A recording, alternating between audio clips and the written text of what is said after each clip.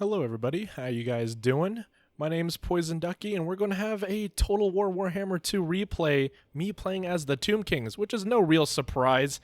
I play the Tomb Kings a lot, especially because I think in competitive play it has the highest rune rate for me at least. So I know they're a very powerful faction, so I definitely use the strengths of this one to my fullest extent. I'm going against the Dark Elves. Dark Elves is actually considered a bad matchup. For the Tomb Kings have the favored position against the Dark Elf matchup at least, and most people agree upon. But I'm choosing to use a pretty interesting build here. Now, a friend over on Discord and another tournament player himself, Mr. Lord Zeus, also a YouTuber by the name of Gundar Plays, uses this really interesting Tomb Kings build where he gets essentially a goon squad, like with no sort of no explanations or any sort of complaints. It's just a goon squad, but it's an interesting goon squad in that it's made up of chariots, and you're thinking, chariots are really good against infantry. You would be right about that, but what you don't know is how powerful these things are up against large units, including dragons. Let's get behind the science of this, shall we? It all revolves around the not the Wrath of Petra, it's the Blessed Blade of Petra. It gives fire damage, melee attack decreases, and melee defense decreases, along with accuracy decreases, but that doesn't really matter. So every time Cetra hits you, it's going to be a sort of Helm of Discord proc. Every single time he hits you with that ability proc for 43 seconds, I believe, yes. Now, that's really powerful, and we all know that Cetra is a useful and very powerful lord overall, but now you combine this with the Necrotect on a Chariot, of course, with this very special ability called the Vambraces of the Sun, which is -9 melee attack, which is very much like a Marathi debuff, but it's the plus 22% weakness to fire damage combined with Cetra the Imperishable, and then you increase your weapon damage using this Dejav's incantation of Cursed Blades, and the Crown of Nekahara to increase armor-piercing damage and charge bonus, all along with the Tomb Prince giving Guardian so that he doesn't die. And when the Tomb Prince goes half or lower, he can use an ability to rampage the enemies. This crew right here, this three-man crew, I did miss one ability by the Tomb Prince that it decreases armor and physical resistance, by the way. But this crew in general can pretty much take on any single target. It can take on Kolek, a Star Dragon. I like this thing. Thank you, Lord Zeus, for introducing this sort of Gimp squad, I suppose. It's so fun to use. Admittedly, it's probably not that fun to go against, but it's expensive. You lose any of these 3 units, it's a huge investment. Cetra himself on this Chariot is 3,000 gold. So it's an investment you're making for sure. So with the investment made in my little goon squad, we have some skeleton spearmen because they're cheap and they're chappy. They'll hold the line. They'll poke at some dark elves. No problem with their large shields. Next are going to actually be some Nekahara horsemen. These are one of the most cost-effective cavalry units in the game, I believe, with just they're only 700, I think 650, and they have such good combat stats. They're more of a melee cavalry than a shock cavalry, so they're really good at warding off hounds, any sort of harpy unit or anything like that. So I always like to bring these in most matchups, I would say. I did have a little short on gold for another Nekahara horseman, so I have a chevroned up skeleton horseman. These guys are terrible. They appear to be kind of like a shock cavalry, but their charge bonus is just terrible. They're more akin to hounds, I would say, and they're actually, I believe they're cheaper than hounds. So now my artillery is going to be the Mighty Casket of Souls, dishing out the beats, and the Bone Daddy. I mean, sorry, not the Bone Daddy, it's the Bone Giant. Sorry, I just got a little too excited there. Bone Giant, dishing out giant arrows, destroying the Dark Elves before they can even move up. Now, Dark Elves are going to bring that one overpowered unit that everyone's talking about, the Scourge Runner Chariot. I agree that it's overpowered, but, they'll get nerfed soon enough.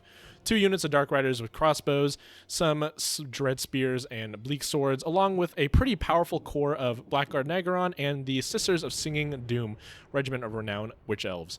Some good old Cold One Knights and Malekith leading the charge, one of the best leaders in the game, without a doubt. If you don't bring Malekith, you're bringing Marathi, essentially. It's no competition. Just those two are some of the best leaders in the game. Now, with all armies introduced, let's get into how we combat each other. And it's going to start off with an artillery battle, actually. So he's going to move up his Reaper Bolt Thrower. A okay play because I'm going to destroy it within like seconds. It gives a little bit of time for his units to push up because I'm not shooting the Cold One Riders. I'm not shooting the important units like the Sisters of Singing Doom or the Blackguard and Agron as they're outside of my Casket's range. But I'm going to get rid of his artillery really quickly, which is going to force him to move to me in terms of play, right? So the tournament plays that you have to have a unit engaging at all times, or at least moving to attack. So if you're not doing that, you are breaking tournament rules.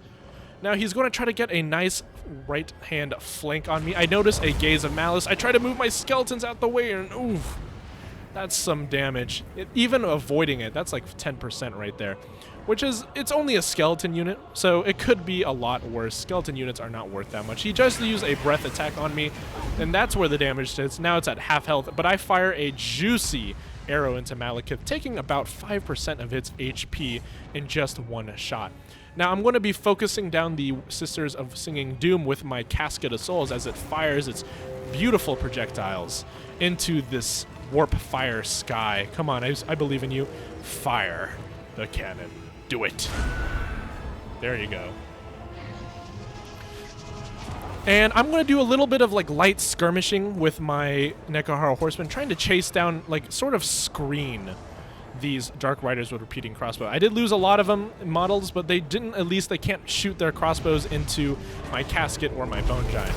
Now I realize here that Malekith is jumping down onto my Casket of Souls, and I'm like, let's deal with this with the Goon Squad. But good play on my opponent. He actually catches Cetra by himself in these Cold One Knights.